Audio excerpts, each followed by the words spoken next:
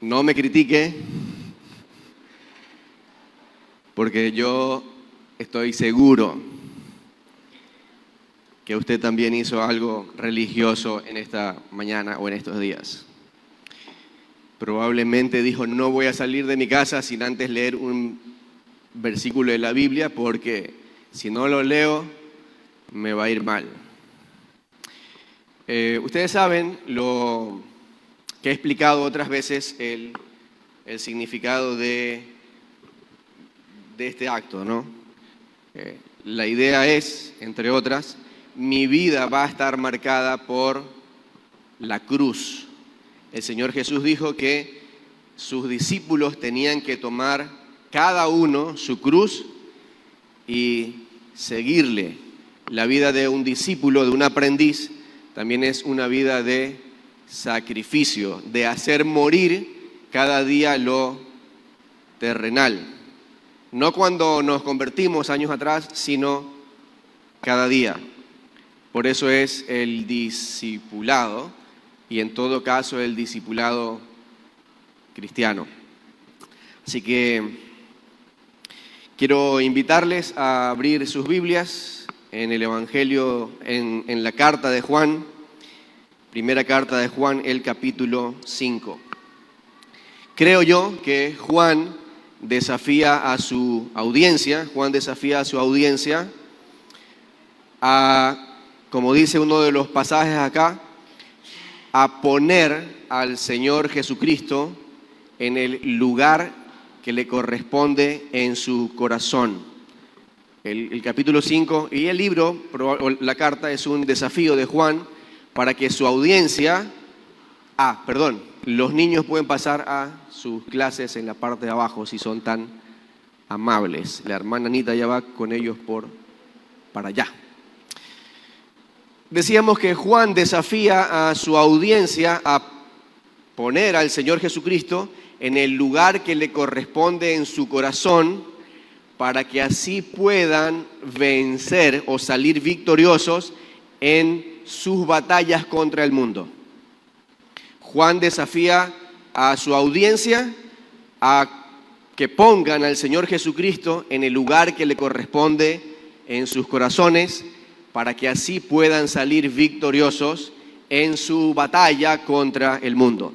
Si quiere hacerlo más personalizado, podría decir, Juan, el autor de la carta, me desafía a mí a que yo ponga al Señor Jesucristo en el lugar que le corresponde en mi corazón, para que yo salga victorioso en las batallas que yo tengo o en las luchas que yo tengo contra el mundo.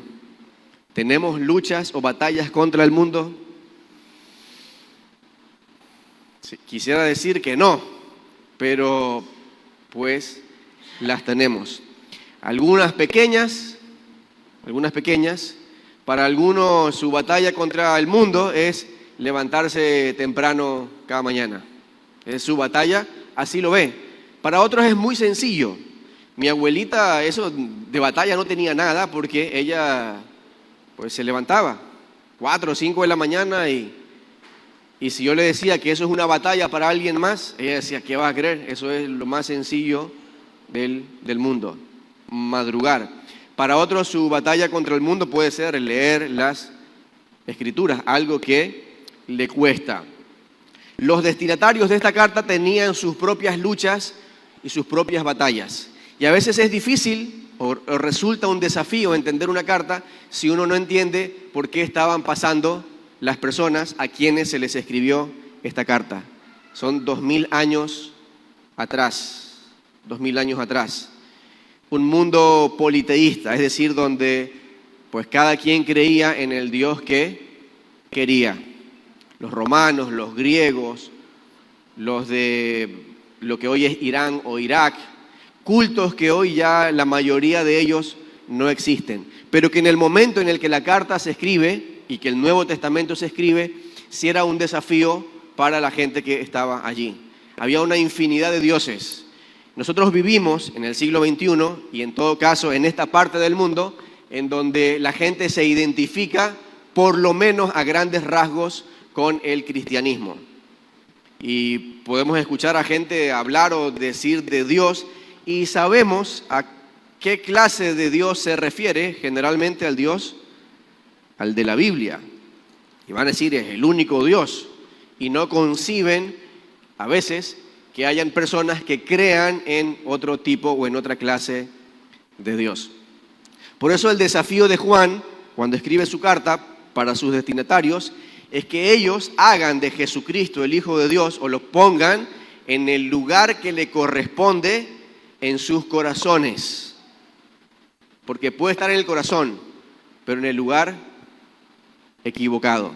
Dios puede estar en el corazón, el Señor Jesús puede estar en el corazón de alguien, pero en el lugar equivocado. Es decir, puede alguien creer en Dios y Dios ser su acompañante, su amuleto, su bombero.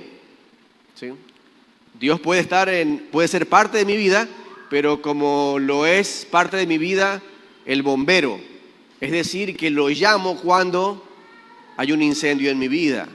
O puede ser como un policía o un guardia que lo llamo cuando pues me quieren hacer daño. O como el médico, ¿sí, no? Dios o únicamente como mi médico. ¿Cuándo fue la última vez que te mandé un mensaje, Kelvin? La última vez, no, sí, pero generalmente, ¿sí o no, doctor Otoney? O la gente le visita solo para saludarlo. Algunos sí, no, hermano, mira, quería venir, conversar contigo, saludarte, pero ya que estás aquí quiero aprovechar. Con los pastores lo mismo también, ¿no? Sí, muchas veces, bueno, a veces Carlitos Briones tiene rato que no me manda esos mensajes.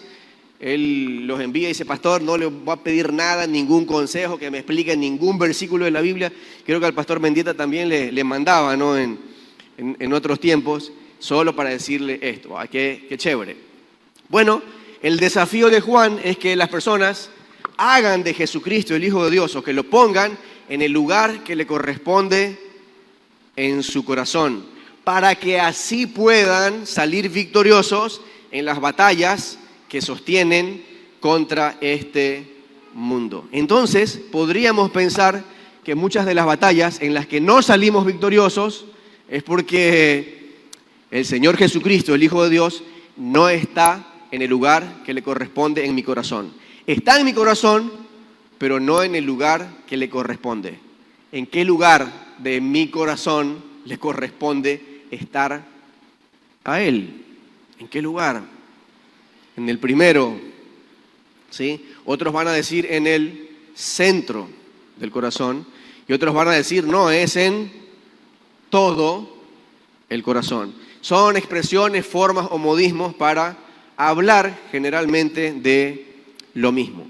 Pero mientras vamos leyendo el capítulo 5 de esta carta, vamos a ver ahí algunas cosas y tal vez puede ser que nos hacemos un autoanálisis y sabemos en qué lugar o en qué parte de nuestro corazón está el Señor Jesucristo. Primera carta de Juan, capítulo 5.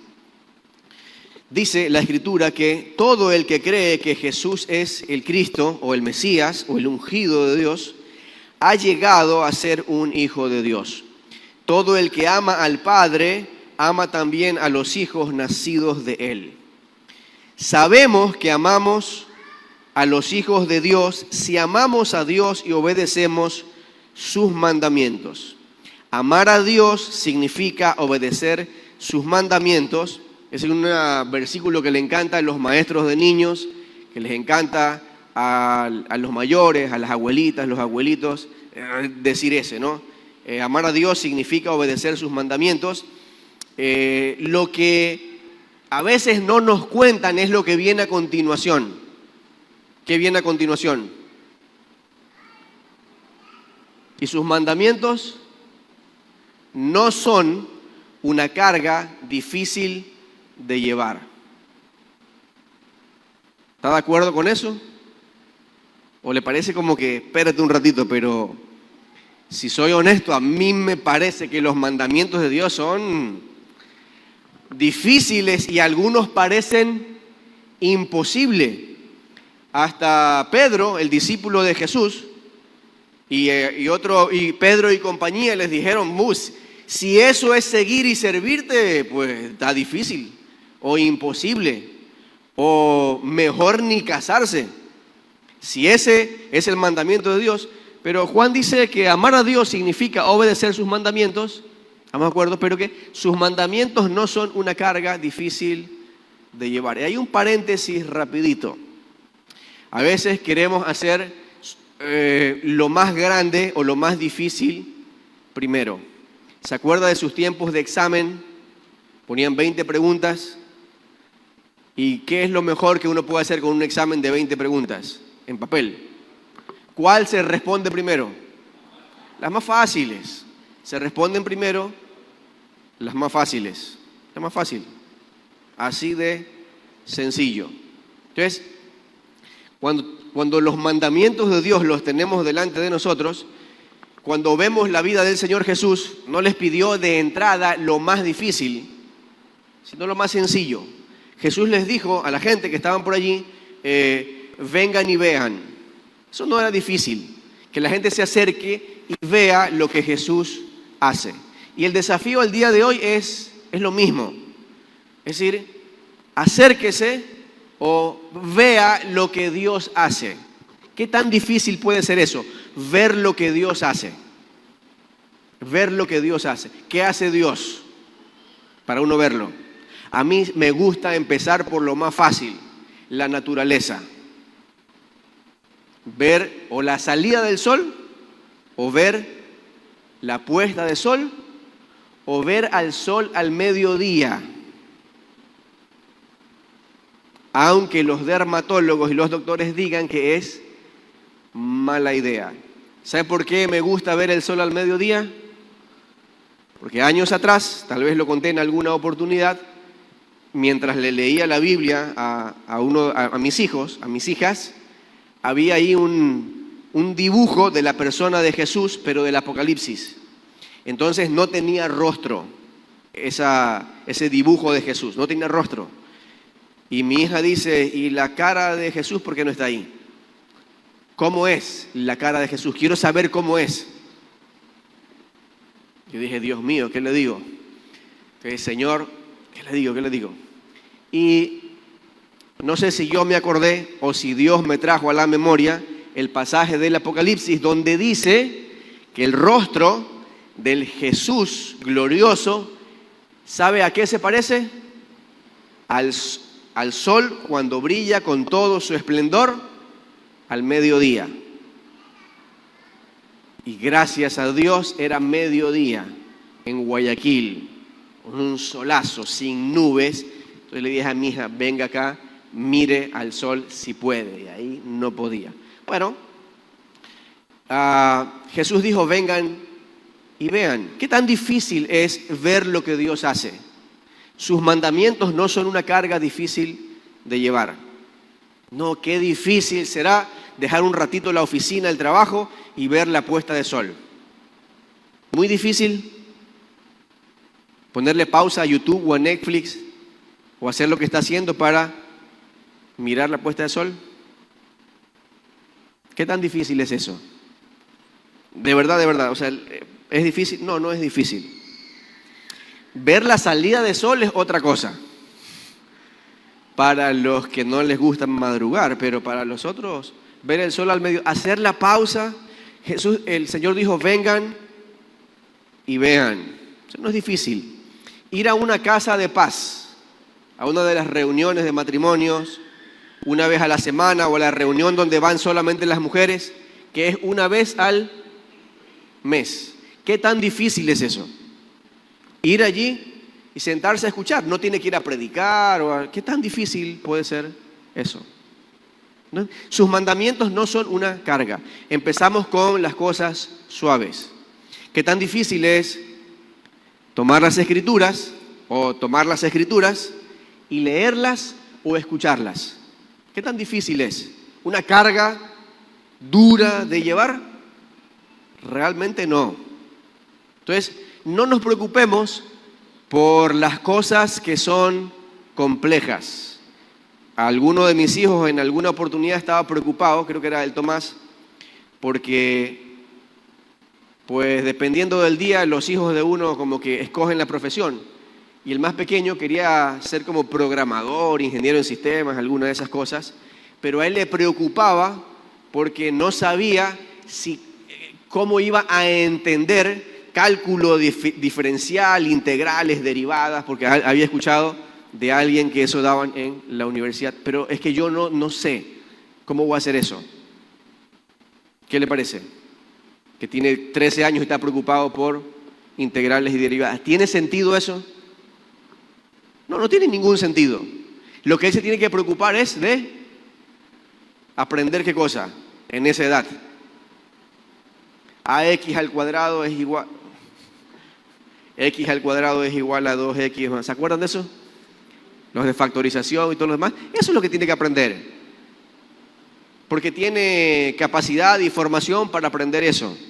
Más adelante lo de a continuación. Entonces, los mandamientos que el Señor con los que nos va desafiando, pues depende del peregrinaje en el que estamos, del momento en el que estamos. Orar es una carga difícil de llevar. Dice, pero qué difícil que es orar. No puede ser. Qué difícil. Difícil tal vez puede ser, no sé, para alguien venir a las 7 de la mañana el viernes al tiempo de oración. Como yo estoy encargado del desayuno de mi hijo, está difícil en estos días, pero ¿qué tan difícil puede ser eso? Más difícil puede ser perdonar. Yo concedo eso puede ser difícil. Siempre y cuando no se haya hecho el trabajo previo. Es difícil. ¿No es? Sus mandamientos, amamos a Dios cuando obedecemos sus mandamientos y sus mandamientos no son una carga difícil de llevar. O sea, acuérdese, Juan quiere desafiar a su audiencia a que ellos pongan al Señor Jesucristo en el lugar que le corresponde en su corazón, para que así puedan vencer en las batallas que sostienen en este mundo. ¿Estamos? Listo. Seguimos. Dice verso 4, pues todo hijo de Dios vence a este mundo de maldad y logramos esa victoria por medio de nuestra fe. ¿Y quién puede ganar esta batalla contra el mundo? Es una pregunta que hace Juan. Él dice, logramos esta victoria por medio de nuestra fe. ¿Quién puede ganar esta batalla contra el mundo?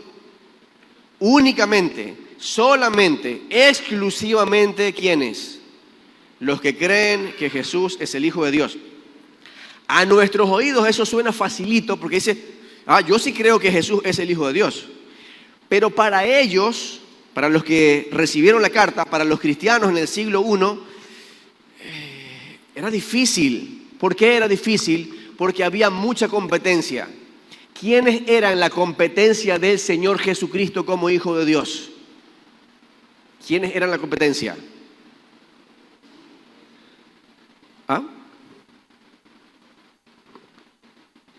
La competencia que el Señor Jesús tenía en ese tiempo era dura para los ojos de los cristianos en el siglo I. Era durísima. Nombre algunos dioses de la antigüedad, si se acuerda.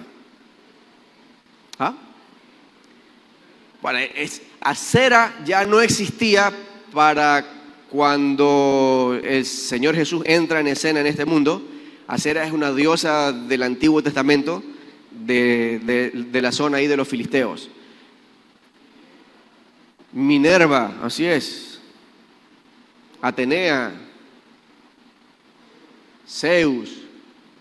Cronos no, Afrodita, sí, claro que sí. Diana de los Efesios, que la menciona en el Nuevo Testamento. Un montón de dioses, más todo el zoroastrismo y todas esas religiones de Oriente que ya estaban en el imperio romano. Entonces, Juan les está diciendo, ¿quién vence al mundo? Únicamente el que cree que Jesús es el Hijo de Dios y todo lo que implica eso. Ese es el que vence al mundo. Dice, Pero la gente tenía de verdad esta disyuntiva entre Jesús y algunos otros dioses. Las tenían. Era una lucha, porque habían crecido con esos dioses. Y esos dioses les habían acompañado 10 años, 20 años, 30 años. ¿Cómo les habían acompañado? Pues cuando la gente tenía un problema, ¿qué hacía? Pues dependiendo del Dios que tienen y de la información que le dan sus ministros, sacerdotes o lo que sea, pues ellos iban a celebrar el rito o ofrecer el sacrificio de lo que sea. Y era algo que los había acompañado toda su vida hasta que escucharon el Evangelio y se convirtieron. Pero la lucha continúa. La lucha continúa. Hay esa batalla de los dioses. Por eso la insistencia de Juan. Juan no ha dejado de hablar de lo mismo y que Jesús es el Mesías y que Jesús es el Hijo de Dios. En todos los capítulos es lo mismo. Porque tiene que insistir, dejar clavado en la mente y en el corazón, y especialmente que en el corazón el Señor Jesucristo esté en el lugar que le corresponde. No es uno más entre otros dioses. Es el único. Y para los judíos, o para la gente de trasfondo judío, ellos se quedaban con el Padre, y de Jesús que sea el Hijo tenían ahí sus dudas. Y por eso Juan también va a insistir, si ustedes tienen al Padre, pues van a amar al Hijo. No puede haber una separación, un divorcio. Entonces, ¿quién puede ganar esta batalla contra el mundo? Únicamente los que creen que Jesús es el Hijo de Dios. Yo sé que para algunos de nosotros puede parecer extraña o ridícula la idea de decir, no, pero yo en Afrodita o en Diana de los Efesios, Jesús no compite en mi corazón con esos dioses, ni siquiera creo. Bueno, ¿con qué compite Jesús en el corazón nuestro? El principio sigue siendo el mismo. Cuando los destinatarios de la carta de Juan tenían problema, el más grande problema de todos, que es el mismo problema suyo y mío. ¿Cuál es ese lío que tenían ellos y que también tenemos nosotros? ¿Tenían los problemas de pareja parecidos a los nuestros? Los tenían. ¿Tenían problemas parecidos a lo que tenemos con nuestros hijos? Los tenían. Nada que no, que en la antigüedad, que les damos palo y los sometíamos. Igual había líos, porque siempre ha habido revolución, relajo y todo lo demás. Eso no ha cambiado, solo que hay temporadas donde se identifica. Tenían esos problemas, pero hay un problema en común que tienen los hombres, la humanidad en todas las edades, y es el mismo. ¿Qué hacer con la culpa? ¿Qué hacer con la culpa? ¿Qué hacer cuando nos sentimos mal porque hemos dicho o hecho algo malo? ¿Qué hacer con la culpa? Entonces, ¿qué hacía alguien en el siglo I con su culpa, con la culpa? La persona podía ser ladrona, por ejemplo, y no sentir culpa. O sea, uno conoce gente que no siente culpa por eso. O puede ser adúltero y no sentir culpa. O puede ser mentiroso y no sentir culpa. Pero con toda seguridad, esa persona va a sentir culpa por algo. ¿Qué hace con esa culpa? Entonces, pues dependiendo del credo o de la religión que tenían, resolvía, entre comillas, esa culpa. Ofrecía un sacrificio, hacía un peregrinaje. Estos son días de peregrinaje, ¿verdad?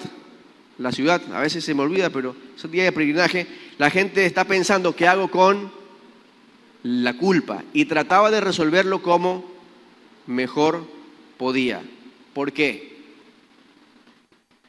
Piense en la última vez que se sintió culpable de algo, de haber levantado la voz, de haber sido grosero, grosera, de no haber sido todo lo atento que podía ser.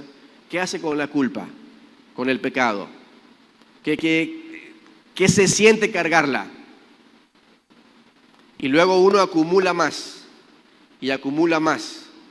¿Qué hacemos con esa culpa? Entonces la gente la va a resolver de manera diferente. Y ahí es donde se meten a cualquier culto. Y Juan está diciendo, ¿sabe quién vence? ¿Quién es el que vence en su batalla contra el mundo?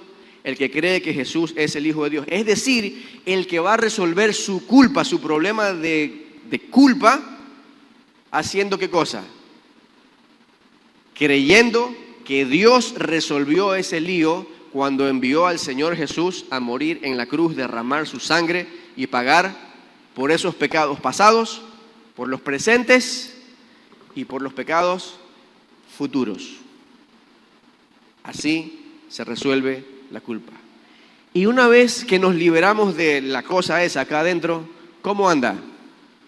Por ahí leí un meme el otro día, hace unos días atrás nada más, que decían de alguien, dice, el tipo está cariñoso como marido recién perdonado. ¿Ha visto eso? ¿Lo ha experimentado? Dice, está tan cariñoso, está súper cariñoso como marido recién perdonado. Dije, me puse a hacer memoria y dije, honestamente sí, ¿no? Cuando uno la ha embarrado, ha metido la pata y es perdonado, esas días o horas que vienen a continuación, uno anda más cariñoso, ¿sí? No, más cariñoso. La clave de la vida en pareja es seguir siendo así, ya no porque algunos cometen faltas para otra vez ser perdonados y otra vez la reconciliación, o eso es tóxico, porque uno puede disfrutar toda esa riqueza de la vida sin intencionalmente ir a meter la pata para luego ser perdonado y reencontrarse. Pero cuando somos perdonados, otra vez, no importa si es el contexto de matrimonio o de pareja, cuando resolvemos el tema de la culpa, del pecado, de lo que nos agobia, ¿cómo es la vida después? Es linda, es chévere. Una persona que sabe que ha sido perdonada, que ha resuelto su mayor problema, es otra. Tiene otro corazón porque está limpio su corazón de pecado y puede mirar la vida con otros ojos. Ese hombre, esa mujer, dice Juan, venció en su batalla o en su lucha contra el mundo. Venció. Y mañana y la próxima semana, cuando cometa una falta, porque la va a cometer contra un jefe, contra un empleado, contra un vecino, contra un amigo, contra un hijo, contra un padre, y otra vez va a venir culpa al corazón, ¿qué va a hacer? Algunos vienen a la iglesia, otros leen la Biblia. ¿Qué hay que hacer cuando se tiene culpa? Esto lo hemos dicho en otras oportunidades. Cuando yo ofendo a alguien, a cualquier persona, no solo ofendo a la persona, sino al creador de esa persona y al dueño de esa persona y al que pagó un precio por esa persona. Es decir, que toda ofensa contra otra persona también es una ofensa contra Dios. ¿Cómo resuelvo esa culpa? ¿Sabe por qué el asunto también de persignarse? Porque toda nuestra vida es una vida en vertical. Tenemos que resolver el tema con Dios. Y siempre que nos metemos en lío con alguien, con otra persona, nos metemos en problema con Él. Siempre, siempre, siempre, siempre, siempre. Y cuando resolvemos el problema con Dios, estamos mejor capacitados para resolver el problema horizontal. Entonces, primero con Él y luego me voy a mi casa a dormir. Algunas personas piensan así, ¿no? Resuelvo el lío con Dios y ya, listo. No, pero es que resuelvo el lío con Dios, el más grande, y luego tengo que resolver el lío horizontal. ¿Quiénes vencen al mundo? Los que creen que Jesucristo es el Hijo de Dios. Es decir, que van a resolver su problema de culpa y de pecado, no yendo a ofrecerle sacrificios a ninguno de los dioses del siglo I, ni tampoco de los dioses del siglo XXI. Venga a la iglesia, lea la palabra, haga todas esas cosas, sea generoso, pero eso no le quita la culpa. Si piensa que le quita la culpa, está pensando exactamente igual que la gente en el siglo I con relación a los dioses del panteón griego o del panteón romano, con sus dioses en particular. ¿Cuándo vencemos al mundo? Cuando creemos que únicamente mi problema de culpa y de pecado lo resuelve Dios en la persona del Señor Jesucristo cuando lo envió a la cruz. Ese mensaje se va a repetir siempre, siempre, siempre. Seguimos, 6. Dice, y Jesucristo fue revelado como el Hijo de Dios por medio de su bautismo en agua y por derramar su sangre en la cruz. Es decir, no mediante agua solamente, sino mediante agua y sangre, y el Espíritu, quien es la verdad, lo confirma con su testimonio. Por lo tanto, son 3 los testigos, el Espíritu, el agua y la sangre, y los 3 están de acuerdo. Ya que creemos el testimonio humano, sin duda alguna podemos creer el testimonio de más valor que proviene de Dios, y Dios ha dado testimonio acerca de su Hijo. Todo el que cree que el Hijo de Dios, todo el que cree en el Hijo de Dios, sabe en su corazón que este testimonio es verdadero. Los que no lo creen en realidad llaman a Dios mentiroso, porque no creen el testimonio que Él ha dado acerca de su Hijo. Lo que Juan parece que está combatiendo aquí es una doctrina teológica que tuvo auge algunos años más adelante. Una doctrina que decía que Jesús no era 100% humano, que parecía humano, tenía la apariencia humana y que hablaba y todo lo demás, pero que realmente no lo era. Porque en la mentalidad de ellos era imposible que Dios quiera, no que no pueda, sino que quiera convertirse o hacerse humano. Porque desde el punto de vista de la filosofía griega más que nada, la carne, soma, la carne, es mala. Entonces, ¿por qué un Dios puro, eterno y justo y todo lo que quiera va a tomar esta forma humana de que es algo malo? Y Juan está insistiendo, Jesucristo es el Hijo de Dios y es por sangre, 100% humano. Y tenían que creer. Ahora, para nosotros eso es sencillo porque ya lo creemos, pues. O sea, que ya la mayoría de gente lo cree. La lucha para algunos ahora es creer que este Jesús no solo era humano, sino que era divino o que es Dios también. Por eso esta insistencia. Y el testimonio, y quien dijo eso es Dios mismo. Juan dice, no me lo inventé yo, eso lo dijo el Padre. Lo dijo el Padre. ¿Cuándo? Cuando Jesús fue bautizado. Se escuchó una voz allí que decía, este es mi Hijo amado, estoy muy complacido con él. La doctrina de la Trinidad dando vueltas también ahí por todos lados. Pero vamos a avanzar, hermanos. Dice, verso 11, y este es el testimonio que Dios ha dado. Él nos dio vida eterna y esta vida está en su Hijo. El que tiene al Hijo tiene la vida, el que no tiene al Hijo de Dios no tiene la vida. Es decir, es con Jesús o no hay nada. No hay de otra. O es con Jesús o no hay nada. Es con el Hijo, con el Señor Jesús. Seguimos, gracias. Dice verso 13, les he escrito estas cosas a ustedes que creen en el nombre del Hijo de Dios para que sepan que tienen vida eterna y estamos seguros de que Él nos oye cada vez que le pedimos algo que le agrada. Aquí voy a hacer una pausa, queridos hermanos. Y estamos seguros de que Él nos oye cada vez que le pedimos algo que le agrada. ¿Cómo sabemos que algo le agrada a Dios? ¿Qué le agradará a Dios? ¿Qué le agradará a Dios? ¿Qué le será grato? ¿Cómo sé yo que algo le agrada a Dios para luego pedírselo? En esencia, a Dios le agrada cualquier cosa o toda cosa que te hace bien. Si te hace bien, no hay dudas de que a Dios le agrada. Le agrada. Si me hace bien, a Dios le agrada. Entonces, podría preguntar, ¿qué me hace bien? A mí, ¿qué me hace bien? ¿Qué me hace bien? ¿Estar reconciliado me hace bien? Sí, me hace bien.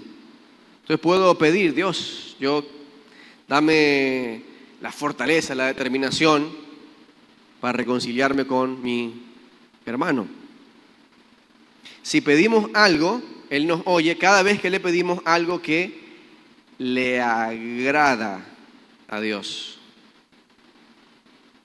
¿Le agradará a Dios que lea las Escrituras? ¿Por qué? ¿Por qué le agradará a Dios que yo me ponga a leer la Biblia?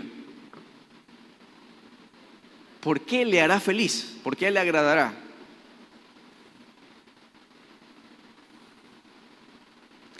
No es porque me va a traer buena suerte, definitivamente, ¿no? ¿Por qué le agradará a Dios que uno de sus hijos lea las Escrituras? ¿Sabe a qué? Sí, hay algunas analogías. Una de ellas es que la palabra es luz. Lámpara es a mis pies tu palabra y lumbrera a mi camino. Entonces, ¿por qué le agradaría a Dios que yo lea las Escrituras? Porque eso es como encender una lámpara en medio de la oscuridad. En medio de la oscuridad. En medio del camino que voy transitando. Es un camino peligroso. El pastor Mendieta en uno de sus mensajes hablaba de si alguna vez se ha quedado sin luz en medio de la oscuridad. Y la cosa es peligrosa. Y este mundo se caracteriza por ser un mundo iluminado. No, más bien oscuro. Y los que somos padres, siendo los que somos padres, cuando el hijo sale y va por ahí o a alguna reunión o a un negocio o a la oficina o lo que sea, el lugar pinta de ser un lugar de luz o de oscuridad. Suiza, lugar de luz o de oscuridad. Así, a breves rasgos.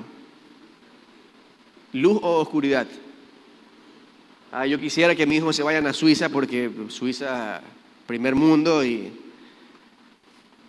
no, respetan las normas de tránsito y pagan sus impuestos y no sé qué más. Pero es oscuridad. Y no importa, ¿sí? Pero si en ese mundo de oscuridad enciende una luz, pues tiene mayor chance de que le vaya bien. A Dios le agrada que lea la palabra porque es como que un hijo enciende la luz en medio de la oscuridad. Otra analogía es que la palabra es sustento o es alimento. Es alimento. Y la manera de estar fuerte espiritualmente es alimentarse de la palabra. Como cuando un hijo se nutre, ¿sí? No cuando come. Ana Cristina, ¿es lo mismo comer que nutrirse? No es lo mismo, ¿no? Uno puede comer, se llama calorías vacías, calorías no sé qué más, por ahí, es un alimento vacío. Es decir, que llena la barriga, pero al final del día no me ayuda con la piel o el cabello, yo qué sé qué más. ¿Sí? Paula también es de nutrición, quiso salvarnos. No es lo mismo, pero cuando alguien lee la palabra es como que se alimenta y se nutre y va a estar más fortalecido.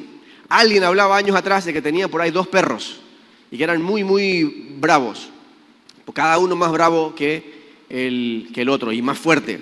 Le preguntaban cuál de los dos es el más fuerte. Y él dice, es muy sencillo, al que alimento más.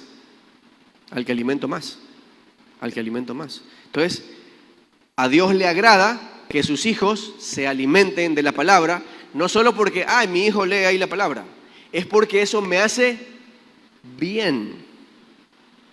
Vamos, ¿por qué le agrada a Dios que yo lea su palabra? Porque eso me hace bien a mí. ¿Estamos de acuerdo? Ok. Estamos seguros de que Él nos oye cada vez que le pedimos algo que a Él le agrada. Eso es lo que le agrada a Dios. Y seguimos, y como sabemos que Él nos oye cuando le hacemos nuestras peticiones, también sabemos que nos dará lo que le pedimos. La próxima vez, ¿sabes qué le va a pedir a Dios? Dígale: Señor, te ruego, te suplico. Así, si quiere, arrodíllese. Con una rodilla, con dos, si quiere, ponga la cabeza ahí en el suelo y dígale: por favor, Dios, tú que me amas, que enviaste al Señor Jesucristo a morir en la cruz por mí, en la cruz del Calvario, y que pagaste por todos mis pecados, te ruego que de este día me regales 15 minutos de tiempo. Porque yo soy ocupado, estoy tan ocupado que no tengo tiempo para leer tu palabra. ¿Le parece?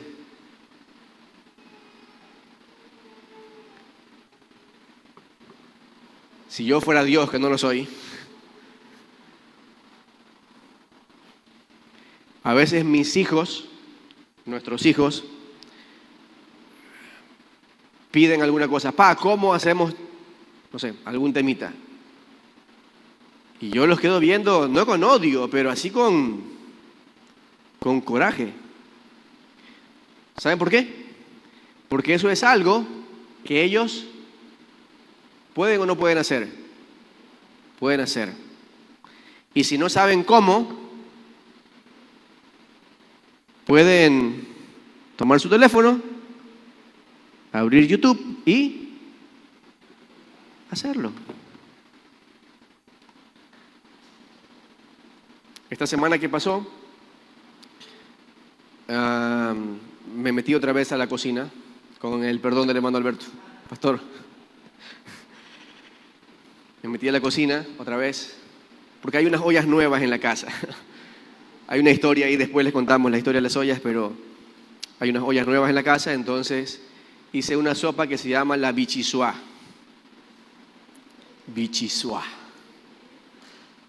Es la sopa de Ratatouille. ¿Vieron el dibujito animado? La sopa de Ratatouille, la que la ratita...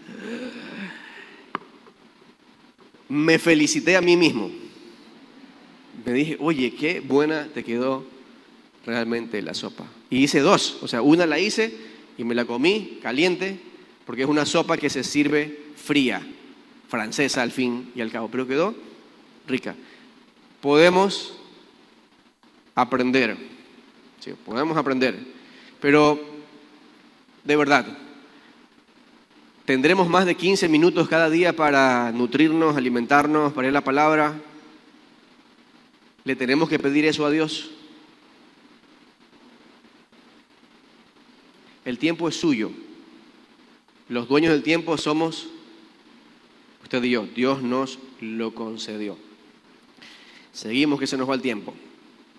Acuérdese, Juan está desafiando ahí a su audiencia para que al Señor Jesucristo lo pongan en el lugar que le corresponde en sus corazones y puedan vencer en las batallas que tienen contra este mundo. Y esas son nuestras batallas.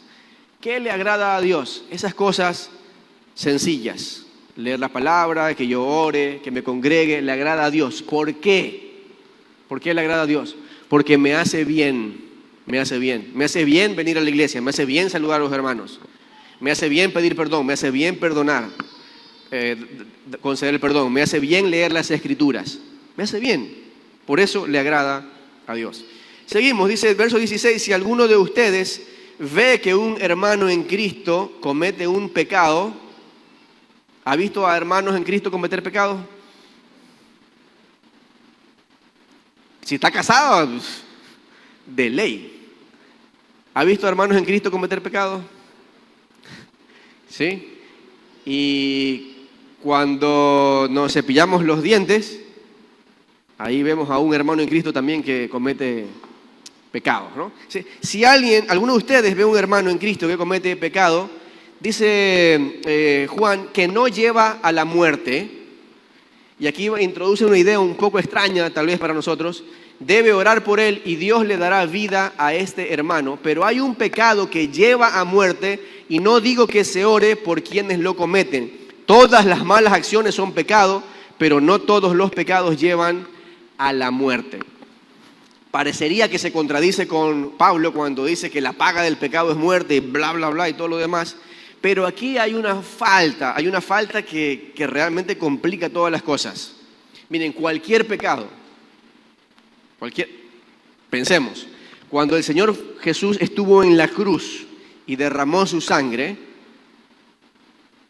pagó por, si hemos de creer la Escritura, todos los pecados de la humanidad en todos los tiempos. Por eso murió, por eso dijo lo que dijo. ¿Qué pecado entonces alguien puede cometer que, no sé, qué es lo que está diciendo Juan aquí? Cualquier pecado puede ser perdonado, cualquiera, si es confesado delante de Dios. Si hay arrepentimiento, es decir, si la persona siente dolor por lo que hizo, lo reconoce como una falta, lo confiesa a Dios, se perdona. Pero si alguien reconoce que ha pecado, sabe que hizo algo mal, se siente mal por eso, y entonces luego dice, bueno, ¿y qué hago con esta culpa? Bueno, voy a buscar a, no sé, Diana de los Efesios, Afrodita, cualquier dios de la antigüedad. ¿Le es perdonado ese pecado? Si ofrece sacrificios a algún dios del panteón griego o romano o inca o maya, ¿le es perdonado ese pecado? No. El pecado que lleva a la muerte, es que la persona no crea que Jesús, el Hijo de Dios, que es Dios hecho hombre, que vino a esta tierra a morir en la cruz por los pecados. Ese es el pecado. Es decir, puede haber alguien que no ha sido un asesino, un violador, alguien malvado, sino una persona buena. ¿Conocemos personas así? Moral, ética, realmente, ¿sí? Mi esposa decía de alguien hace algunos años atrás, de la doctora Consuelo Maquilón, decía es que lo único que le falta es convertirse al Señor. Y luego se convirtió. Y bendito sea Dios. Hay gente así, gente que lo único que le falta es convertirse. Realmente es buena. Pero si no cree que Jesucristo es el Hijo de Dios que vino a esta tierra a tomar sus pecados y morir por ellos en la cruz, ¿qué pasa con esa persona? Muerte eterna. Es lo que Juan está diciendo. Porque lo que ellos están pasando por ahí en este momento es que hay gente que creía en Jesús y luego de un momento ya se iba para otro lado. Ya decía, no, pero es que Hércules o Hermes o cualquiera de esos dioses estaba ahí en esa duda. Entonces los hermanos tenían que llamar, espérate un ratito. Solo Jesucristo es el verdadero y único Hijo de Dios. Solo hay perdón de pecados en Él. No en que vayas a la reunión, que vayas a la iglesia, en que vendas todas tus cosas, se las dejas a los pobres, no en que entregues tu cuerpo, no en esas cosas, sino en la persona de Jesús. Y la gente regresaba, porque todos pueden o podemos dudar o dar ahí, y luego alguien viene y nos ayuda a encaminarnos. Lo cierto, la verdad del pecado de manera general es que daña. Y por eso es que a Dios no le agrada. ¿Por qué? Porque me hace daño. Cuando vamos a las Escrituras y hay una prohibición, dice, ¿por qué Dios prohíbe esto? ¿Por qué? En esencia, porque a mí me hace daño. Si yo miento, ¿qué le afecta a Dios en su esencia, en su ser? ¿Le afecta algo? No, Dios sigue siendo Dios. ¿A quién le hace daño esa falta? Uno suele pensar que al otro. Si yo insulto a alguien más, La otra persona se va a sentir ofendida, pero es una falta mía. Pero ¿quién es el que recibe el mayor daño? Soy yo mismo. Por eso es que a Dios no le agrada, porque soy yo el que, mi alma, mi corazón se agrieta o se rompe. Por eso es que a Dios no le agrada el pecado y por eso hay prohibiciones, porque le hacen daño a la persona que lo comete. No solo al otro, al que recibe la ofensa, sino también a mí. Y a veces no vemos eso, que cuando yo cometo la falta, es mi alma la que se agrieta y que se rompe. No solo cuando recibo la ofensa, también, ¿no? Alguien me ofende y me maltrata o me golpea, ¿sí? Pero también mi alma se rompe cuando yo soy el que comete la falta. Hay una linda palabra, me encanta, una palabra en japonés. Vieron que los japoneses, a los que siguen a Yokoi Kenji o cualquier otro japonés, los japoneses tienen una palabra para describir una frase grandísima, ¿no? Una palabra, una frase grandota.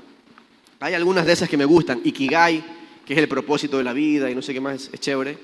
Pero hay otra que se llama Kintsugi, en japonés, Kintsugi, y es el arte de los japoneses para reparar la porcelana.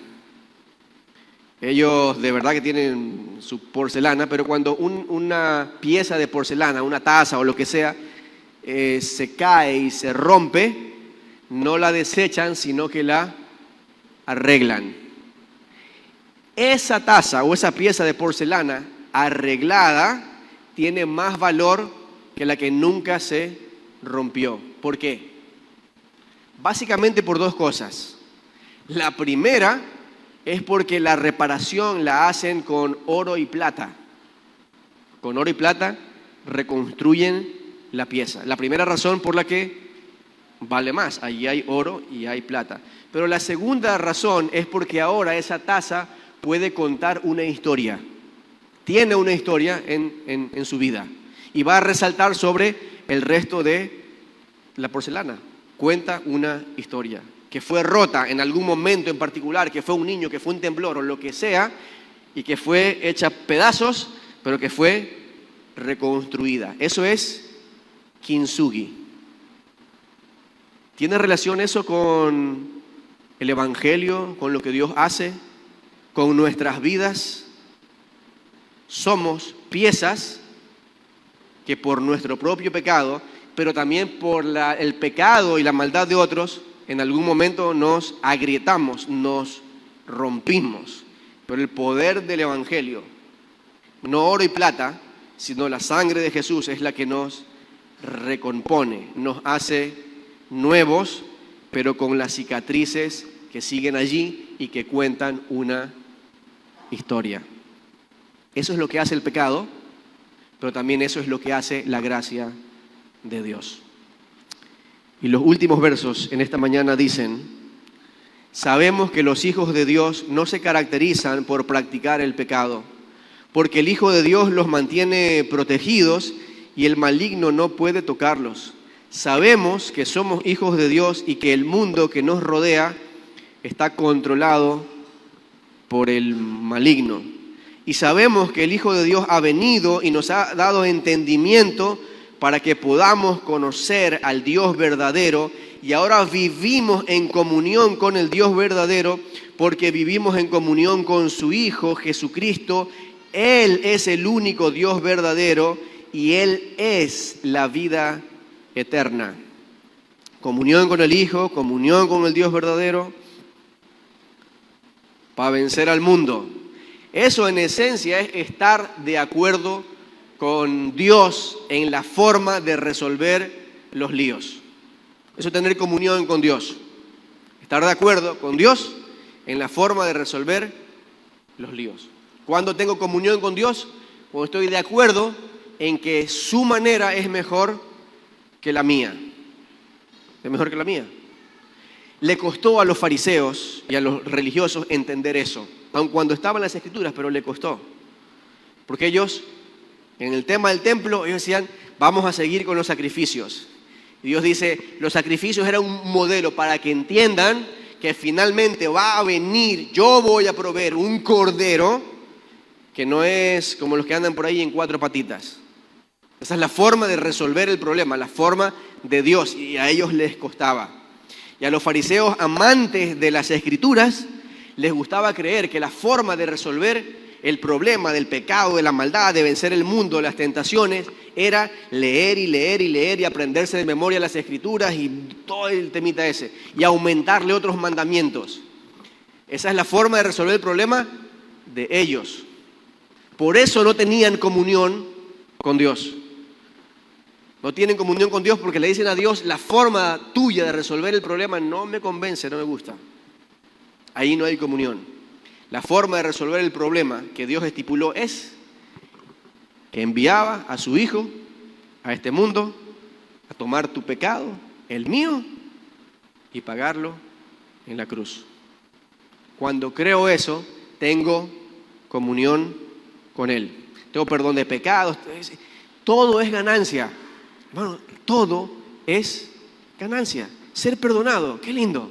Tener luego poder para pedir perdón a alguien más y recibir ese perdón, todo es ganancia. Y queridos hijos, verso 27, que es el final, aléjense de todo lo que pueda ocupar el lugar de Dios en el corazón. Aléjense de todo lo que pueda ocupar el lugar de Dios en el corazón. No necesariamente esas cosas son malas. Hay cosas que uno se aleja o que debe de alejarse. ¿Por qué razón? Sencillita. Si esto está ocupando el lugar de Dios en mi corazón, pues me alejo. Y algunos han hecho la temporada de desconectarse a veces de las redes sociales. ¿Por qué? ¿Porque son malas? No, las redes sociales son una maravilla. Podemos ver a Paulina, ¿dónde está Paulina, verdad? La vemos a cada rato ahí en Instagram. Instagram. Gracias a Dios. Deben dar gracias a Dios los que tienen hijos ahorita, que ya no hay que mandar a revelar. Porque eso era otro presupuesto. Eso es otro presupuesto. Pero si algún rato hay un apagón y todo lo de las redes se borra, ahí los quiero ver. Ahí desaparece en la historia de un montón de niños. Y la infancia no está, porque no había. 2 de nuestros hijos no tienen infancia impresa. Las 2 mayores sí, pero los 2 menores ya llegaron los teléfonos. Aléjense de todo lo que pueda ocupar el lugar de Dios en el corazón. Hay que alejarse, dejarlo de lado. Y eso lo sabe cada uno. Cada uno. Para algunos a veces es la música, para algunos a veces es la compañía. No es lo mismo para una persona que para otra. Incluso para algunos es la iglesia. La iglesia, yo estoy casi realmente muy seguro que no en esta iglesia. Si hay algo que no tenemos, es una vida absorbente de iglesia. Eso realmente lo tenemos. Programa lunes, martes, miércoles, jueves, viernes, sábado, domingo. Venga, hermano, usted tiene que estar aquí porque si no, Dios se enoja. Venga el lunes a las 7 de la noche, venga el martes, venga el miércoles, venga el jueves, venga el viernes. Y dice, y en mi casa yo quiero una noche estar... No somos esa comunidad, pero para algunos tendrían que alejarse. Y a veces yo he recomendado a algunos amigos, cuando es gente de otra iglesia, tienes que alejarte un poquito de la iglesia porque está ocupando el lugar de Dios en tu corazón. Separa 3, 4 noches para esas actividades, pero luego tienes que pasar en tu casa con tu familia. Aléjese de todo lo que ocupa el lugar de Dios en el corazón. Entonces, Juan ha querido instruirnos o desafiarnos a que al Señor Jesucristo lo pongamos en el lugar que tiene que estar en nuestro corazón. ¿Cuál es ese lugar? El primero. ¿Cuál es ese lugar? El centro. ¿Cuál es ese lugar? El trono. ¿Cuál es ese lugar? Todo, ¿sí? Todo. Pongamos al Señor Jesucristo en el lugar que le corresponde en nuestro corazón. Es decir, que cuando cometemos una falta, ¿qué es lo que nos va a doler? que se la cometemos a alguien más, pero también contra Él. Pero cuando cometemos una falta, ¿cómo la vamos a arreglar? Hay gente que arregla su falta solo de manera horizontal, o sea, con los otros, y no contra el que las cometió, contra Dios. Vamos a orar, queridos hermanos, en esta mañana. Y digámosle al Señor nuestro Dios, Padre Celestial, en verdad, Señor, queremos ser hombres y mujeres victoriosos, hombres y mujeres que vencen en la lucha que sostienen contra el mundo. Y Señor, tú sabes la lucha que cada uno sostenemos contra este mundo. Y tú sabes, Señor, para algunos la gran lucha es tener la disciplina cada día de escucharte o de hablarte o de exaltarte. Para otros la gran lucha es disciplinar su lengua o sus pensamientos. Padre, en el nombre de Jesús, te pido que en esta mañana salgamos convencidos de que somos vencedores, Somos vencedores cuando aceptamos que la forma de resolver los problemas, tu forma de resolver los problemas, es la mejor siempre y en todo momento, Señor. Señor, que salgamos con la convicción de este lugar que tus mandamientos no son una carga insoportable ni difícil. Que salgamos esta mañana con la convicción, Dios, con la profunda convicción de que tú nos escuchas cuando pedimos cosas que a ti te agradan y que lo que a ti te agrada es todo lo que a nosotros nos hace bien. Y que salgamos en esta mañana con la firme convicción que me hace bien leer tu palabra, me hace bien llevar mis cargas a ti y decirte, Señor, no puedo, Señor, estoy triste, Señor, no aguanto más, Señor, ayúdame en esta tentación, Señor, ayúdame. Que salgamos con la firme convicción que me hace bien, que es para mi bien congregarme los domingos aquí y entre semana en alguna casa de paz, que es por mi bien, que no es una carga difícil, que sí puedo.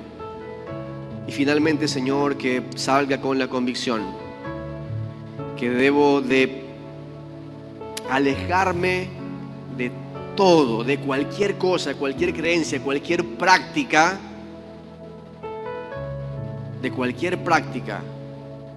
que no sea, que me distraiga de que el Señor Jesucristo esté en el lugar que le corresponde en mi corazón. Señor Jesús, gobierna, reina, preside, señorea mi corazón, mi mente, mi cuerpo. Soy tuyo y soy para ti. Bendito seas, Dios, en el nombre de Jesús. Amén y amén.